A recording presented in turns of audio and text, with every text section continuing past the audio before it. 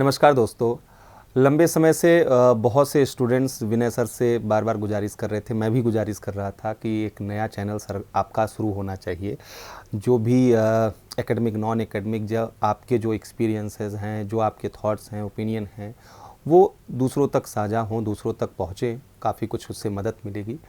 तो लंबे मशक्क़त के बाद फ़िलहाल सर ने आज वो अनुमति दे दी है और आज हम सर के इस नए चैनल में आप सभी लोगों का स्वागत करते हैं। सर आपका बहुत बहुत धन्यवाद। बहुत बहुत धन्यवाद विनीत, मुझे प्रेरित करने के लिए, प्रोत्साहित करने के लिए कि हम लोगों के साथ जुड़ें। धन्यवाद सर। हमने जैसा पहले ही बात किया था कि कुछ न कुछ ऐसे मुद्दे जो ज्वलंत चल रहे हों समाज में, उन सब मुद्दों पर बात करेंगे। तो आज हम चाहते हैं, आज का जो बड़ा मुद्दा है वो अभी आपने सभी लोगों ने सुना है सर कि तालिबान ने काबुल पर कब्जा कर लिया है, राष्ट्रपति भवन पर कंट्रोल हो गया है, राष्ट्रपति सहित तमाम नेता वहां से बाहर पलायन कर चुके हैं। यहाँ तक कि 200 से अधिक लोगों की बातें सुनने में आ रही कि दिल्ली में अफ़गानिस्तान के लोगों ने शरण लिया है। तो ये बड़ी तेज़ी के साथ सर घटनाक्रम वहाँ पर घटित हुआ है। वहाँ के बहुत से बड़े जो सामाजिक कार्यकर्ता हैं, खेल जगत के हैं, अलग अलग जो सेलिब्रिटीज़ हैं, उन लोगों ने बड़ी मार्मिक अपील किया कि एक समय में जो पूरी दुनिया जो है वो अफ़गानिस्तान को इस तरीके से बिलखते हुए हालात में छोड़कर जा रही है। तो सर मेरा सवाल ये है कि ऐसे तो सत्ता परिवर्तन बहुत जगहों पर हुए हैं। अभी म्यांमार में हुए सर, अभी जो है माली में हुआ, चाड में तो राष्ट्रपति की हत्या कर डाली गई थी। तो वहाँ पर इस तरीके से इतना माहौल नहीं मतलब सुनने में आया, देखने में आया। लेकिन जिस तरीके से अभी तालिबान को लेकर मुद्दा चल रहा है, अफगानिस्तान को लेकर मुद्दा चल रहा है, आखिर तालिबान को लेकर इतना खौफ क्यों है दुनिया में? दरअसल इसके पीछे देखिए, सत्ता, जैसा आपने ही कहा कि सत्ता परिवर्तन कोई बड़ी बात नहीं है। राष्ट्रों में अंदरूनी समस्याओं को लेकर या कई बार बाह्य देशों के प्रेरणा के कारण सत्ताएं बदल जाती हैं। यहाँ मुद्दा क्या है कि तालिबान कोई एक संगठन नहीं है, तालिबान एक विचार है। और विचार है ये मध्ययुगीन सोच का। ये एक सोच को रिप्रेजेंट करता है कि देश का शासन आधुनिकता के मूल्यों पर नहीं चलाया जाएगा। देश का शासन स्वतंत्रता, समानता, बंधुत्व, लोकतंत्र, मानवाधिकार पर नहीं चलाया जाएगा। देश का शासन महिलाओं की बराबरी की बात नहीं करेगा। देश का शासन उन लोगों के लिए जो इस्लाम की सत्ता पर विश्वास नहीं करते या इस्लाम में हैं तो वो सुन्नी नहीं है, शिया हैं, हजारा हैं, ताजिक हैं, वो लोग हमारी सत्ता में न तो भागीदार हो सकते और न उन्हें बराबरी के आधार पर हम उनको स्पेस दे सकते हैं। तो जो डर है लोगों में कि इसको प्रचारित कैसे किया जा रहा है, देखिए लोग कह रहे हैं अमेरिका की हार हुई। तो यहाँ अमेरिका एक देश नहीं है। अगर थोड़ी देर के लिए हटा दें कि अमेरिका एक महाशक्ति है, तो महाशक्तियों का हारना या जीतना कोई बड़ी बात थोड़ी है। 1904 में रूस एक महाशक्ति थी, जापान जैसे एक छोटे देश ने उसको क्या कर दिया, हरा दिया। 1896 में इथोपिया ने इटली को हरा दिया। बड़े राष्ट्रों का, महाशक्तियों का हारना ये इतिहास की स्वाभाविक गति है। मुद्दा यहाँ पर ये है कि बात ये हो रही है कि तालिबान ने जो अमेरिका को हराया, वहाँ अमेरिका एक देश नहीं है। अमेरिका प्रतीक है आधुनिकता का, अमेरिका प्रतीक है लोकतंत्र का, मानवाधिकार का, अमेरिका प्रतीक है आधुनिकता का। और तालिबान प्रतीक है किसका? असहिष्णुता का। तालिबान प्रतीक है महिलाओं की गैर बराबरी का। तालिबान प्रतीक है कि जो अल्पसंख्यक हैं समुदाय में, उनके लिए समाज में कोई स्पेस नहीं है। अगर यहाँ पर तालिबान जीतता है तो ये माना जाएगा कि आधुनिकता पर मध्य युग की क्या हुई है, विजय। और यही चीज़ आप याद कीजिए 1991 में, आपको याद होगा जब सोवियत संघ का पतन हुआ और लोगों ने कहा अमेरिका जीत गया, तो सोवियत संघ कोई देश नहीं है। सोवियत संघ भी एक विचार था ना कि समाजवाद हार गया, पूंजीवाद जीत गया। ठीक 30 साल बाद 1991 के उसके बाद अब कहा जा रहा है कि मध्ययुगीन मूल्य जीत गए, कि राज्य का नेचर क्या होगा, धर्म होगा, सेकुलर राज नहीं होगा। राज्य का नेचर लोकतंत्र या बराबरी नहीं होगा। अब राज्य क्या होगा, इस्लामिक शरिया पर क्या होगा, आधारित होगा। यानी धर्म तंत्र जो मध्य युग की विशेषता थी, वैसा राज्य अब दोबारा स्थापित हो रहा है। इसका प्रभाव देखिए क्या होगा। प्रभाव ये होगा कि दुनिया में इस तरह के अलग अलग राष्ट्रों में, वो कल को इस्लाम हो सकते हैं, हिंदू हो सकते, कोई भी हो, दुनिया में अलग अलग राष्ट्रों में इस तरह के कट्टरपंथी तत्व क्या हैं, विद्यमान हैं। उन कट्टरपंथी तत्वों के लिए अब तालिबान एक प्रेरणा का स्रोत है। तालिबान की महत्वाकांक्षा हो सकता है अफ़गानिस्तान से बाहर ना हो, क्योंकि तालिबान तो पश्तो लोगों का, पठान जो अफ़गानी है उनका संगठन है, पर वो जो विचार जीता उस विचार से प्रेरणा लेकर हो सकता है दुनिया के अलग अलग देशों में, हिंदुस्तान में भी लोग, देखिए मैंने देखा फेसबुक पे कई लोग खुशियाँ मना रहे हैं कि इस्लाम जीत गया। यानी वहाँ तालिबान जीता हारा मुद्दा नहीं है, मुद्दा ये है कि इस्लाम जीत गया। अब इस्लाम किस पर जीता? तो ये कह रहे हैं यूरोप यानी ईसाईयतवाद पे जीत गया। तो हम क्या क्रूसेड वार में जा रहे हैं? वो जो 1000 ईस्वी के आसपास शुरू हुआ था जिसमें ईसाईयत और इस्लाम का युद्ध शुरू हुआ। मुद्दा यहाँ पर जो ये डिस्कशन है इस इंफॉर्मेशन एज में, सोशल मीडिया के युग में, ये बहुत ख़तरनाक है। और लोग, दुनिया के लोग जो चिंतित हो रहे हैं वो तालिबान की सत्ता में आने से नहीं चिंतित हो रहे। तालिबान तो कह रहा है देखिए कि हम शांति स्थापित कर देंगे। तो शांति स्थापित करने का मुद्दा नहीं है, मुद्दा ये है कि ये सोच जब शासन में आएगी तो शासन को कैसे चलाएगी। और ये जो फ्रैंकेनस्टीन है, जो दावानल, ये जो राक्षस है, जो रक्त बीज है जो निकल रहा है ना, वो दुनिया को कैसे शेप देगा। 1991 के बाद आप क्या कहते हैं, पोस्ट कोल्ड वार का एरा। ये जो पोस्ट तालिबान एरा है जो अफ़गानिस्तान में आया है, वो दुनिया को कैसे शेप देगा। अब ये आने वाले समय में क्या है, बड़ी चुनौती है। और मैं इसलिए बार बार ये कह रहा हूँ कि तालिबान चुनौती है। आप 1938 की बात ज़रा सोचिए। आपको याद होगा जब हिटलर 1938 में चेकोस्लोवाकिया पर उसने अटैक किया, तो वहीं के एक नवयुवक चर्चिल ने, नवयुवक क्या कहें कि मतलब एक विपक्ष के नेता थे, उन्होंने प्रधानमंत्री चैम्बरलेन को कहा कि हिटलर एक व्यक्ति नहीं है, जर्मनी एक राष्ट्र नहीं है, हिटलर एक सोच है और विचार है। और अगर हमने हिटलर को नियंत्रित नहीं किया तो दुनिया कभी सेफ नहीं हो पाएगी। अगर देखा जाए तो आज भी कुछ लोग ये कह रहे हैं, लेकिन आज देखिए लोग गुड तालिबान, बैड तालिबान, तालिबान तो शांति लाएगा। जब 1938 में कहा तो चैम्बरलेन ने विपक्ष के नेता का मजाक उड़ाया। उन्होंने कहा हमने म्यूनिक, हिटलर से समझौता कर लिया है और म्यूनिक ट्रीटी में उन्होंने कहा हम शांत खरीद कर लाए। तो आज अमेरिका, यूरोप, रूस, चीन सब अपने अपने संकीर्ण हितों के हिसाब से सोच रहे हैं और उनको लग रहा है कि हमारे हित प्रोटेक्ट हो रहे हैं, हम शांत लाएं। पर हिटलर ने क्या किया? 1960 सालों में यूरोप और मानवता तो लगा कि एक बार पूरी तरह क्या हो जाएगी, नष्ट हो जाएगी। तो मैं फिर कह रहा हूँ कि जिस तरह से हिटलर एक व्यक्ति नहीं था, उसी तरह से तालिबान एक संगठन नहीं है। इस विचार को अगर हमने नियंत्रित नहीं किया तो आने वाले समय में आप भूल जाइए, पर्यावरण का मुद्दा, गरीबी का मुद्दा, ऊर्जा का मुद्दा सब खत्म हो जाएगा। पूरी दुनिया में आतंकवाद और उसकी विभीषिका का मुद्दा अब मानवता के सामने मुँह बाए खड़ा हुआ है। सर, कुछ समय पहले, मतलब जितनी चीज़ें आपने बताई हैं, निश्चित रूप से इससे ये तो समझ में आ रहा है कि तालिबान का जो इमरजेंस है बहुत बड़े खतरे के रूप में दिख रहा है। कुछ सालों पहले ISIS के बारे में भी ऐसा सुना जा रहा था। पूरी दुनिया में आतंकवाद फैल रहा था, कई विकसित देशों में आतंकी हमले शुरू हो गए थे, ISIS को जिम्मेदार ठहराया जा रहा था। हालांकि ये अलग बात है कि अभी सीरिया और इराक में ISIS का प्रभाव उस तरीके का नहीं रहा, लेकिन विचार के रूप में तो उसी तरीके से बोला जाता था कि ISIS एक विचारधारा है जो दुनिया के लिए खतरा है। तो आपकी बातों से क्या मैं ये निष्कर्ष निकाल सकता हूँ कि ISIS जैसा ही खतरा तालिबान बनने वाला है? मेरा तो मानना है कि तालिबान उससे बड़ा खतरा है। इस सेंस में नहीं, देखिए जो लोग क्यों कहते हैं ISIS बड़ा खतरा है, क्योंकि ISIS की विचारधारा है कि पूरी विश्व में खिलाफत की सत्ता स्थापित हो, यानी इस्लामिक और वैश्विक जिहाद की बात करते हैं। तो उनका जो एरिया है प्रभाव, वो जहाँ पर वो ऑपरेशन करना चाहते हो पूरा विश्व है।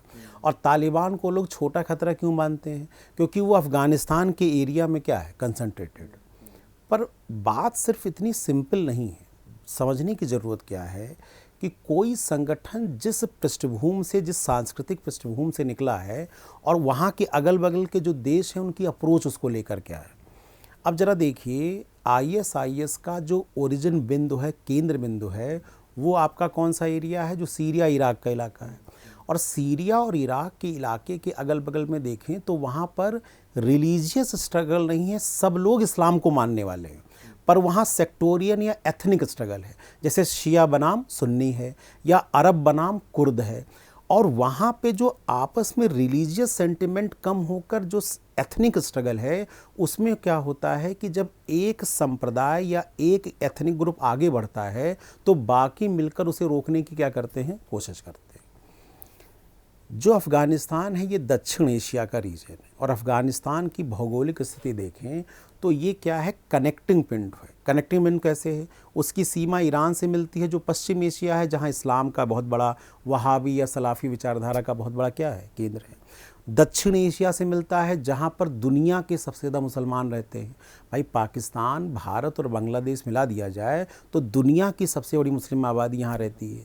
इसकी सीमाएं चीन से मिलती हैं जहाँ सिंगजियांग प्रांत है, जहाँ इस्लाम है। इसकी सीमाएं मध्य एशिया से मिलती हैं, रूस के जो उज़्बेकिस्तान, तजाकिस्तान, कजाकिस्तान।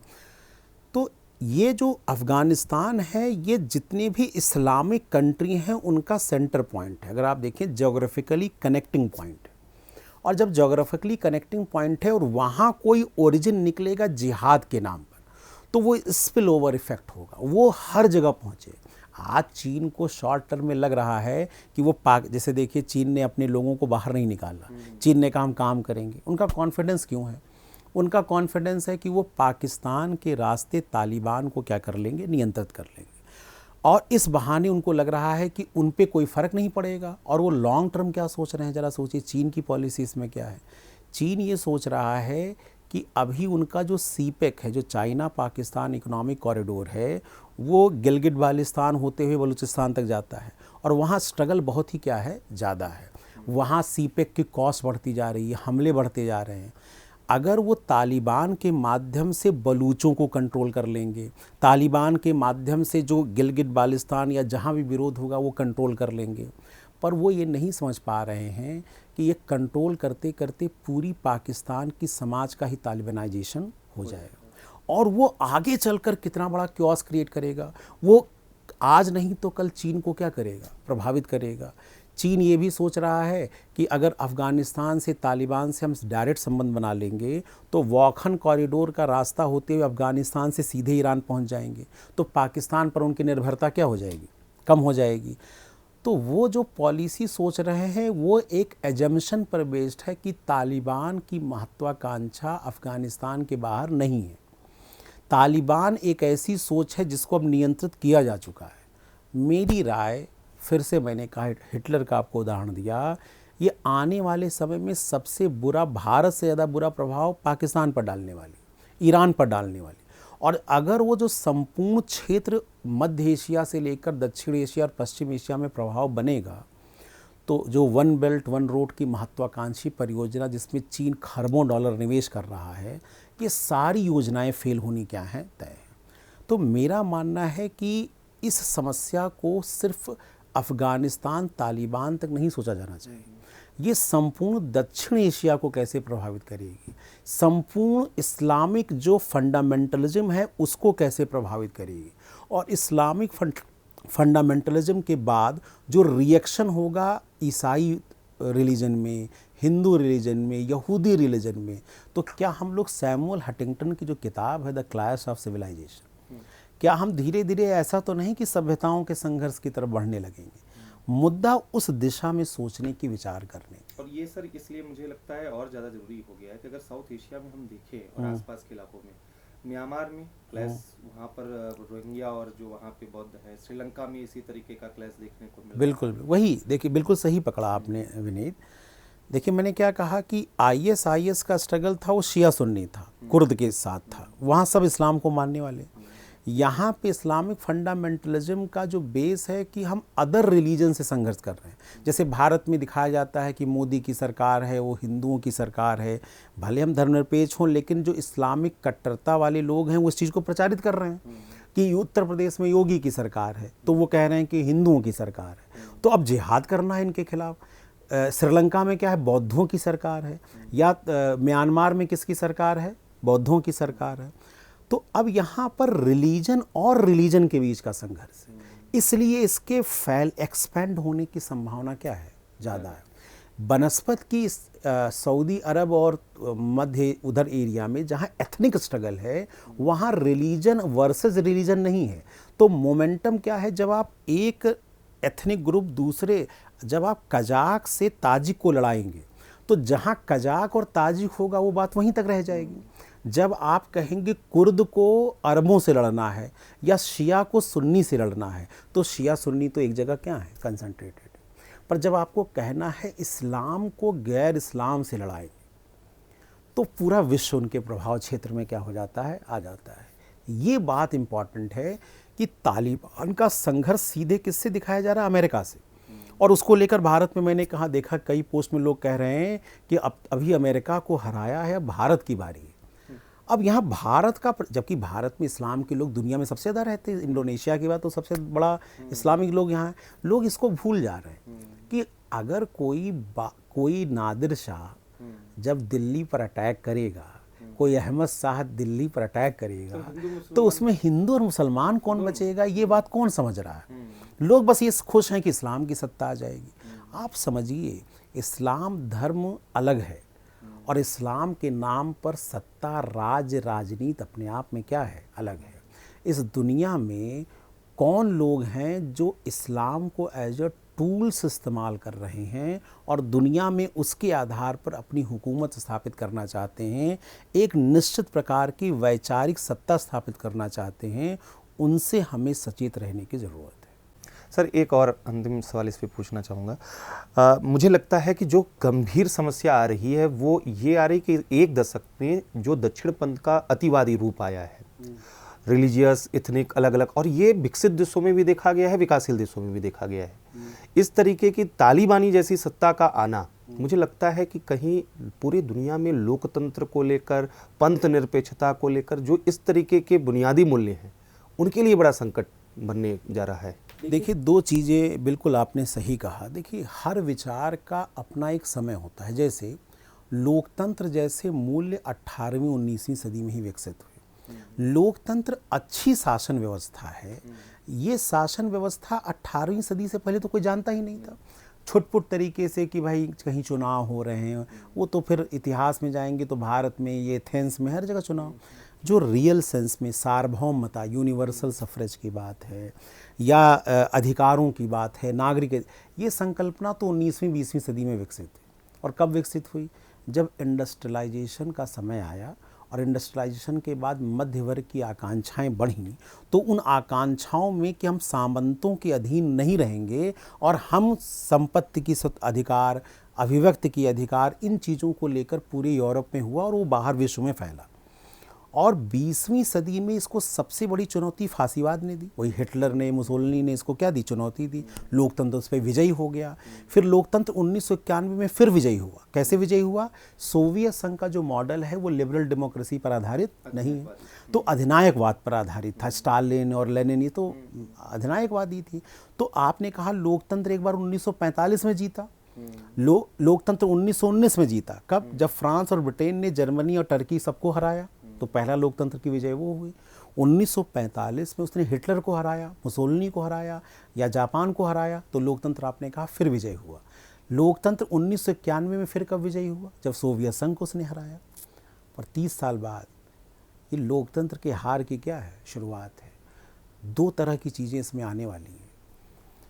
कुछ लोग इस्लाम के नाम पर दुनिया में जिहाद फैलाएंगे, कहीं सफल भी हो सकते हैं अफगानिस्तान की तरह, मैं ये नहीं कह रहा हूँ सफल होंगे, पर कुछ लोग उस सत्ता को दबाने के नाम पर कि हमें जिहादियों को ख़त्म करना है, उसके नाम पर पुलिस स्टेट बनाएंगे।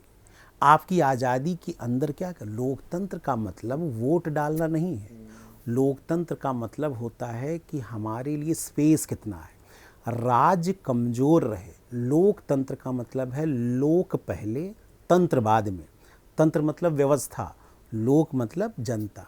जनता सुरक्षित रहे, जनता नियंत्रित करे और तंत्र उसकी सहायक की भूमिका में हो। अब जब आतंकवाद दुनिया में पर्यावरण से, गरीबी से, ऊर्जा सुरक्षा से, खाद्य सुरक्षा से बड़ा मुद्दा बनकर आएगा आने वाले समय में, तो आतंकवाद के नाम पर, दमन के नाम पर दुनिया भर की सरकारें अपनी ताकत में क्या करेंगी, इजाफा करेंगी। और जब ताकत में इजाफा करेंगी तो ताकत में इजाफा राज्य कब करता है, सरकारें कब करती हैं? जब आपके अधिकारों को सीमित किया जाए, आपके फ़ोन को टैप किया जाए, आपके निजता के अधिकारों में क्या किया जाए, हस्तक्षेप किया जाए। तो तो कल को हम सुरक्षित तो हो जाएंगे।